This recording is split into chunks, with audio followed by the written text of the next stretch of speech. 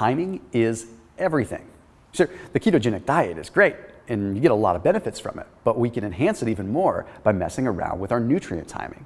Nutrient timing is what allows us to activate specific hormones that allow us to burn more fat.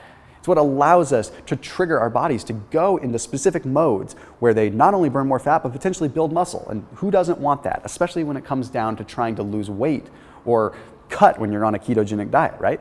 I'm Thomas DeLauer with Keto Mojo, and we're gonna break down some nutrient timing so that you can get the most out of your ketogenic diet if you're trying to burn some fat. Okay, so the first thing we have to look at is your training time period. So what time of day you actually work out. You see, one of the things that I highly recommend is that you train in a fasted state. Now, this doesn't mean that you have to practice intermittent fasting, but it means that if you wake up and you want to work out in the morning, that you work out in the morning in somewhat of a fasted state. Now, if you're already in ketosis, this is just going to enhance the effect of ketosis, right? You're gonna already be in this state where your body is pulling its own fat stores, it's pulling its own reserves for energy. So that's rule number one, make sure you train in a fasted state. Now, the next thing is, when do you time your meals post-workout if you're training in the morning? Now, I'll talk about training in the afternoon in just a second. If you're training in the morning, you don't want to eat a meal right after you work out. You see, a lot of people will tell you that you should be feeding a bunch of protein and get your fuel in right after a workout because you need to quote unquote refuel. The reality is protein synthesis stays elevated for a long time, literally like 24 hours. So you have 24 hours to get your protein in to recover from a workout. The reason that you want to continue to essentially starve yourself or not eat after a workout is because you're going to ride what's called the wave effect. After a workout, your body is still burning fat. You have post-exercise oxygen consumption. Basically, you're still exhausted from the workout, so your body's still consuming fuel, but you also have other metabolic factors. So I recommend waiting like 1 to 2 hours after your workout before you actually eat. And then you can resume your normal ketogenic style of eating, whatever your ratio of fats to protein might be. Okay? I recommend having a little bit higher fat with this meal, and then next meal, reduce the fat a little bit. Now, here's the reason I recommend that. When you are in a ketogenic state, you're priming your body with fats, right? You're feeding your body fats so that it produces ketones.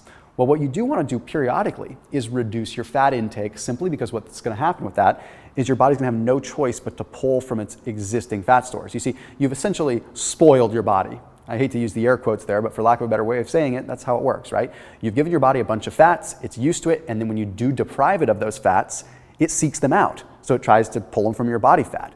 So that's why I recommend going higher fat and then bringing it back down to lower fat midday and then bringing it back to higher fat later in the day.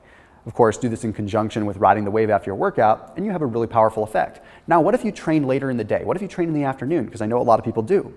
Well, then I highly recommend going at least 4 hours from your last meal before you work out. So let's say you work out at 5 p.m.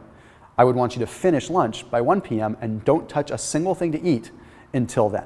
Okay, don't touch a single thing until you're done with your workout. Now, if you're working out in the evening, you can get away with pushing that post-workout meal a little bit closer to your workout because I know you don't want to eat directly before bed.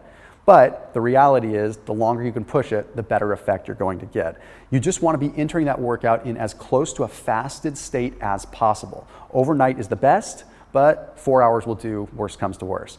Now, additionally, when it comes down to how much protein you want to be taking in, you have to remember that the ketogenic diet offers a pretty significant buffer to muscle catabolism, meaning the ketones themselves make it so that your body doesn't break down a lot of muscle. So this is a great thing. So you can get away with less protein. So I usually tell people, be less concerned with the protein and more concerned with the fat. The only time that you want to be paying close attention to the protein that you get in is when you don't have fats along with it. So for example, your midday meal, when you're bringing your fats down a little bit lower, would be a great time to maybe increase your protein intake by about 30%, simply because it is going to increase thermogenesis. It does take approximately 20% more calories to burn protein than it does any other macronutrient. So take advantage of that effect. Now, you do, of course, want to make sure that you're always measuring. That's just a simple bioindividuality thing. Know when your ketones are at their highest, know when they're at their lowest, and you can cater and design your workouts accordingly.